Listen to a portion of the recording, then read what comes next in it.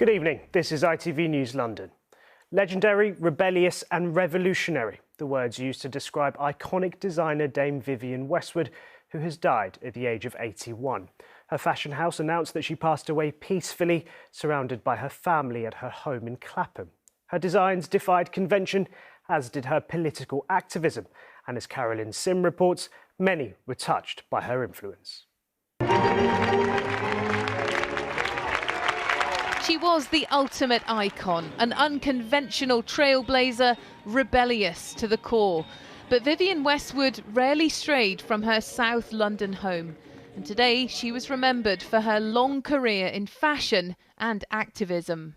I think she's played a very significant role worldwide because she was outspoken, she never compromised, and she came at the end of the King's Road after all the flower power and the pretty little hippies, and then she came out with that very strong, originally the punk look. And it was the then up-and-coming punk band, the Sex Pistols, who started buying Vivienne's clothes from the shop she opened on the King's Road with her partner Malcolm McLaren in 1971. It was a privilege to have rubbed shoulders with her. And I think somehow, maybe by osmosis or something like that, what her and Malcolm did kind of set me and the other guys in the band into on maybe a firmer footing in life. She was always making a statement, and in 1992 she famously wore no underwear when she was awarded an OBE by the Queen. At London Fashion Week in 1997, there was shock that Vivienne used a 13-year-old model for her show. As long as it doesn't rule your world, like go bulimic and anorexic, you're fine. Today, that 13-year-old is a mum of 4 who told me it was an incredible moment. Absolutely amazing. It's one that I still talk about to this day. She was just so lovely. She was like, Lara, come over here, let's have a photo together. And she was like, how's your day been? Have you enjoyed it? Do you like the clothes? And I was like, yeah, obviously this has been great. I loved it. Thank you for picking me, you know. It's slow chainsaw massacre. Vivienne was a true activist on climate change and other injustices. She posed as a bird in a cage outside the Old Bailey in support of her friend, WikiLeaks founder Julian Assange. Today, fans gathered outside the King's Road shop to pay their respects. I'm a big fan of punk, and for a woman to be like so inspirational in the punk scene, it's just really cool. Every single part of my life, she's been an inspiration. Well, what a loss. The world has lost a brilliant woman. Dame Vivienne leaves a lasting legacy, the godmother of punk, the outspoken activist and pioneering designer. Carolyn Sim, ITV News. Tributes have also been paid to Brazilian footballing legend Pele. Wembley Stadium was lit in the colours of the Brazilian flag after the 3-time World Cup winner died yesterday. Spurs forward Richarlison tweeted, "Football says goodbye to its most beautiful chapter. You are and always will be matchless and eternal." A woman killed in a car crash on Christmas Day in Edgware has been named.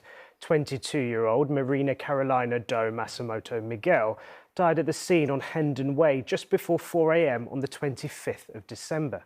4 arrests were made on suspicion of causing death by dangerous driving. All have since been bailed. Next, passengers are being warned of yet more disruption into the new year as rail strikes continue. RMT members will walk out again in the ongoing dispute about pay and conditions. Thameslink apologised and said it'll mean later starts, earlier finishes, and on some days, no trains at all. On the 3rd, the 4th and the 6th and the 7th of January, national RMT strike action is taking place, which means we're running a significantly reduced timetable on those days. So that's a much later start-up, a much earlier finish, and we will only be running on the main routes only. Tens of thousands of people are expected to gather at the London Eye as the New Year firework display returns to the capital. Thousands of Metropolitan Police officers will be out on duty after a 2-year hiatus because of COVID restrictions. Hannah Kings reports. The countdown is almost on. Just over 24 hours until, for the first time since 2019, fireworks will see in the new year in London. We came from Brazil. The fireworks from London are very famous for us. The best in the world. The best, Yeah. definitely the best. By a long way. And are you looking forward to the fireworks? Yeah. I have seen it before a couple of times in the TV and in the YouTube videos, and it's really amazing. It's a spectacle watched around the world, but one that, because of COVID restrictions, nobody has seen for 3 years. Tomorrow, though, over 100,000 people will be watching from here on the banks of the Thames. And it's not only the team behind the fireworks who are preparing. At London Ambulance Services Control Centre, they're getting ready for their busiest night of the year. So we're expecting about 8,000 emergency calls from midnight to midnight on New Year's Day. We've got lots of extra resources out on the road, as well as extra call handlers in rooms like this to take 999 calls, and also extra clinicians as well to signpost people and make sure patients get the help that they need. Jeff Galvin runs a bistro and a restaurant in Spitalfields, both fully booked for tomorrow night. That won't repair the damage done by a difficult few months, but it is welcome. We've probably noticed a loss of around about 30% of business due to the train strikes on those periods. I truly believe there's a bit of British Bulldog spirit in people refusing to be battered down. What will tomorrow night be like? Yeah, I like to have a bit of a party on New Year's Eve. You probably expect to spend midnight at your table, where kind of turns into a bit of dancing. As the world celebrates the start of 2023, London will again have its place on centre stage. After 3 whole years, there isn't long left to wait. Hannah Kings, ITV News. Time for the weather now. Here's Helen Plint.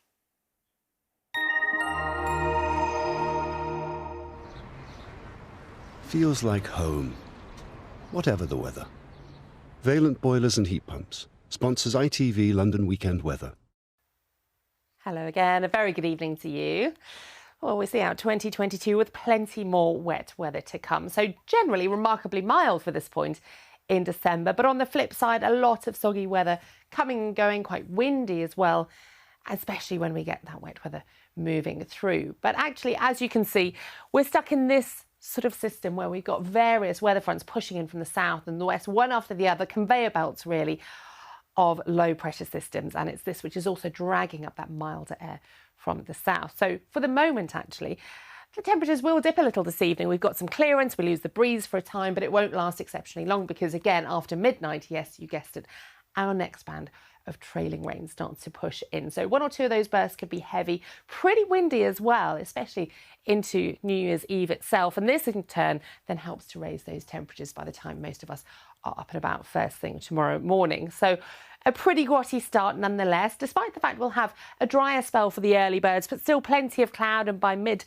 to late morning onwards, our next batch of heavy, persistent rain, really just racking up those totals. And then really, for the end of the afternoon, that rain will come and go. So it'll become a little bit more patchy, but never far away, damp and drizzly at times, even between those heavier bursts, and plenty of cloud, as you can see. Those gusts stick around as well, but notice temperatures of around 13 or 14 degrees, not at all bad for this point. And actually, as we track towards midnight, finally things will tend to dry up. So yes, it'll stay breezy overnight, but for New Year's Day itself, a mostly dry story, although temperatures down a notch. Valent sponsors ITV London Weekend Weather. Just before we go, the Christmas period often brings a moment for reflection as we head into a new year. Well, Sally Williams has been doing just that. Let's take a look back now at some of her highlights from 2022.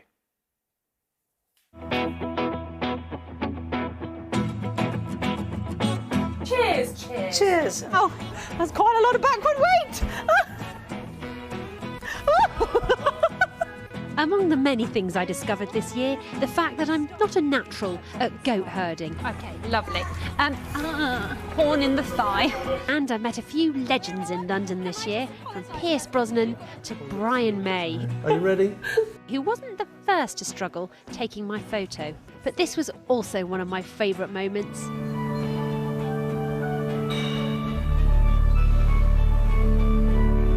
listening to organ practice at 2 a.m. in the Royal Albert Hall. Needless to say, I've also had a bit of a giggle with Joe Pasquale till it actually hurt. Oh, it's sweet my back. But at other times I laughed when I least expected to. Kelly has inoperable brain tumours, but she walked round Hackney dressed as a duck to raise money. I may add, the hair was her idea. So we go duck, quack. I can't hear yourself. Quack. Quack. Quack. And then we go quack. Quack. At one point I managed to wangle a duet with West End star Aisha Joando. That a hero lies in you. But my hopes and dreams were dashed when I found out my cameo role in the St Albans Panto. I would love for you to be the back of the pantomime cow. Uh-oh. What? The back of the cat? Is this a wind-up? I'd love to say, oh yes it was, but as you can see, oh no it wasn't.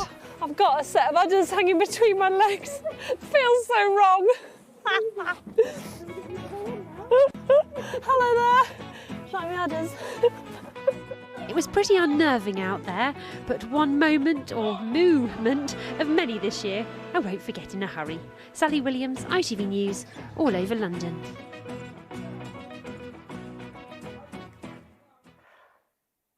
There are many wonders of Sally Williams there.